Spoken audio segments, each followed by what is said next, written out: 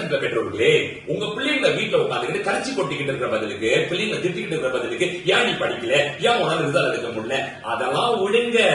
நீங்க உங்க பிள்ளைங்க நல்லா படிக்கணும்னா உங்களோட ஒத்துழைப்பும் தேவை. நீங்க முயற்சி போடணும்.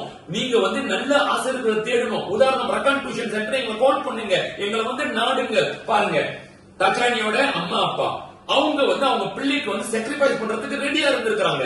ஒவ்வொரு வாரமும் அவங்களோட நேரத்தை ஒதுக்கி சிரமப்படாம தச்சானிய அனுப்பி விடுவாங்க. அவ்வளவு கௌரவம் இருந்தாக்கா கூட அவங்க அனுப்பி விடுறதுக்கு தயாரா இருக்கிறாங்க. எங்களோட ஸ்டூடெண்ட்ஸ் எல்லாம் ரொம்ப தூரத்துல இருந்து வராங்க. கோலஸ்லேங்கோ, காஞ்சாம், இங்க இருந்து ராவ்மாம், பத்துவாராம், இங்க இருந்து வந்திருக்காங்க.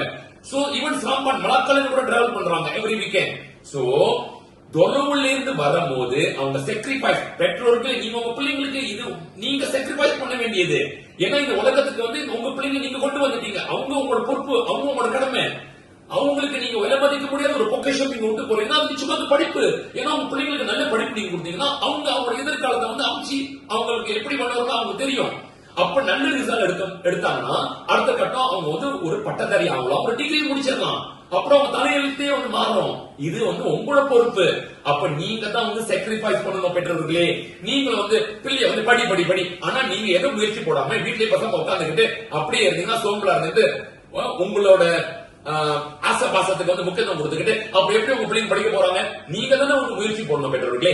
நீங்க அதாவது நீங்க சாக்ரிஃபைஸ் பண்றதுக்கு தயாரா இருந்தீங்கன்னா, எங்க கூட ஒத்துழைக்கிறதுக்கு தயாரா இருந்தீங்கன்னா, எங்களை நாடி வந்தீங்கன்னா நாங்களும் உங்க பிள்ளையோட கைய புடிச்சு அவங்க வெற்றி பாதையில கொண்டு போறதுக்கு தயாரா இருக்கிறோம். இது எங்களோட உறுதி.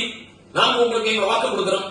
அப்ப நம்ம இந்தியன் சமுதாயம் மாறி வரணும். சோ நம்ம நல்ல ரிசல்ட் எடுத்தாக்கா நம்ம எதிர்காலமே மாறும். சரிங்களா? சோ தச்சானி, நீங்க வெளியே நிறைய மாணவர்கள் இருப்பாங்க, ஃபெயிலிங் ஆன மாணவர்கள். அவங்களுக்கு நீங்க என்ன சொல்ல விரும்புறீங்க தச்சானி?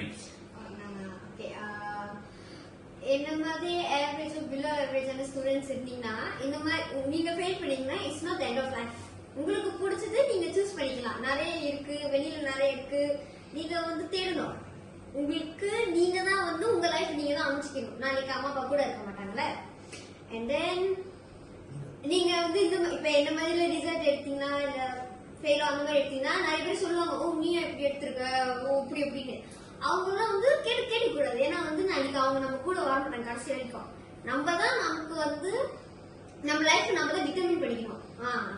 அதான் என்னால செய்ய முடிச்சுன்னா உங்களாலே செய்ய முடியும்ல. வெரி ட்ரூ, நியாயமான வார்த்தை. தாச்சாயி ஒரு உதாரணம். அதாவது நீங்க ஃபெயில் பண்ணிக்கிட்டு இருந்தீங்கன்னா அதுதான் உலகத்தோட கடைசி நீங்க நினைக்க கூடாது. வெளியே தேடுங்க. நீங்க வெளியே தேடும் போது வாய்ப்பு உங்களை சேரும். சோ நீங்க முயற்சி பண்றதுக்கு ரெடியா இருக்கணும். ஆனா நான் திருப்பியும் சொல்றேன், எதுவுமே சுலமா உங்களை நாடி வராது. நீங்க முயற்சி உழைப்பு போடுறதுக்கு தயாரா இருக்கணும்.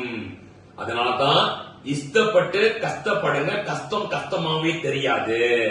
அப்ப உங்களுக்கு வாய்ப்பு நிச்சயமாக பிரகாசமா இருக்கும். வெற்றி உங்களையே நாடி வரும்.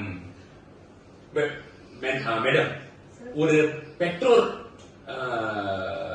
பொறுப்பு அவங்களுக்கு ஒரு ஒரு தனிப்பட்ட ஒரு பொறுப்பு இருக்கும். அப்ப நீங்க ஒரு பெற்றோரா இருக்கும் போது நீங்க சிரமப்படாம தச்சாயினியும் சரி, இது முன்ன சுமி உங்களோட மூத்த மகன் அவங்களையும் சரி, நீங்க சிரமப்படாம நீங்க அனுப்பி விட்டு இருக்கிறீங்க. ஒரு நல்ல டியூஷன் சென்டர் தேர்ந்தெடுத்து இருக்கிறீங்க. அப்போ உங்க பிள்ளைங்க ஃபெயில் பண்ணும்போது நீங்க அப்படியே கை விடல, நீங்க வெளியே தேடுறீங்க. சோ அங்க வெளியே பெற்றோர்கள் இருப்பாங்க. அவங்க பிள்ளைங்க ஒரு மோசமான சூழ்நிலை இருந்துகிட்டு இருப்பாங்க. அவங்களுக்கு நீங்க என்ன அறிவுரை சொல்றதுக்கு இருக்கிறீங்க மேடம்?